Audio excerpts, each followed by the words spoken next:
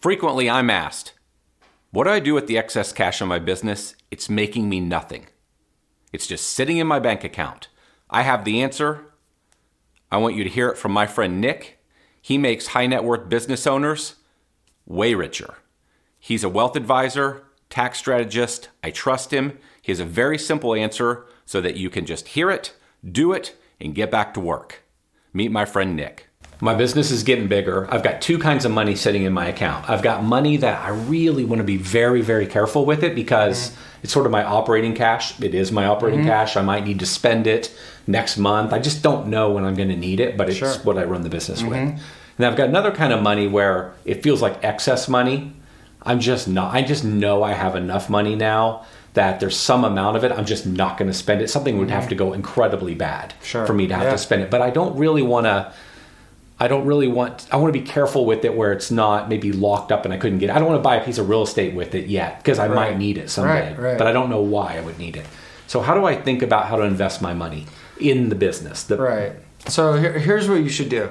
You should call up JP Morgan Chase and keep it in your business checking account. Okay. And they're going to pay you 0.01%. Yeah. Okay. So you should just do that. As soon as you said JP Morgan Chase, I knew we weren't being sincere here. Just with sarcasm. Yeah. So that's actually a very common situation in that the business is successful, it's growing, and then you just have this cash building up. But you're not really focused on it. You're focused on growing your business. Yep. Okay.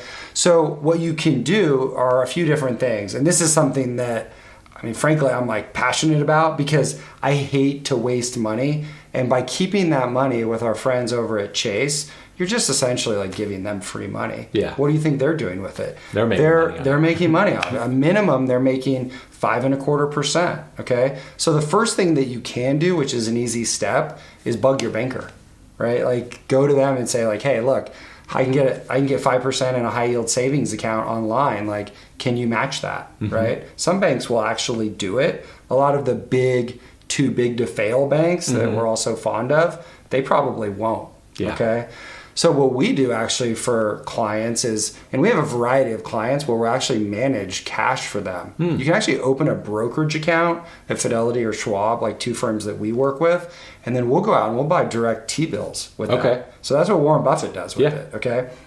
Berkshire Hathaway has $160 billion in short-term T-bills, which is Warren Buffett's dry powder in order to go out and make acquisitions with, okay? That's the safest security on earth too, by the way. Will you just real briefly describe a T-bill? Good point. So a T-bill is a U.S. government bond that matures in 1 to 3 months, essentially. So that's often referred to as a T-bill, less than 90 days maturity, okay? So if you put your money in a T-bill right now, you're getting up to 5.5%.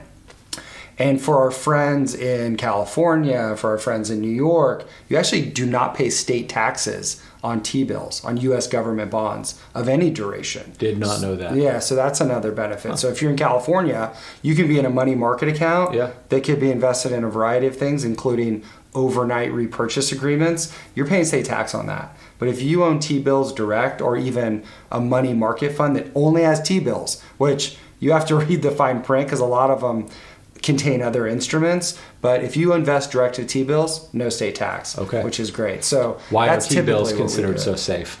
T-bills are so safe because they're backed by the U.S. government. Okay, and we all know our government has its issues, but as long as we have the strongest military and the ability to print our own currency, T-bills are money good. T-bills are getting paid back, right? You can say what you want about Russia owning U.S. government bonds or China, but T-bills owned by the American public. And that's why Warren Buffett has $160 billion in those. Those are getting paid back. So that's one strategy. One business we have is venture capital backed company will get a check for $20 million. They'll give it to us to actually manage that cash while they spend it down. Okay. That's not a trades company, a service oriented business, but it's another example of a sophisticated company, what they do with their cash. And you want to model what sophisticated companies do. Why not? Yeah. Right? So that's how I would handle it. Okay. Anything else you do, or is that generally a good enough strategy right there for any money that you want to keep somewhat liquid? I think if you want to keep the money liquid, we're in this beneficial period where you do have relatively high T-bill rates. I'm not going to say they're extremely high relative to history because I think they're pretty normal relative to history. But I think it's an advantageous period where you can earn 5.5% in the safest instrument. So why not do that? I agree. It's great advice. Okay, Thanks a lot. Yeah, thanks, Jonathan.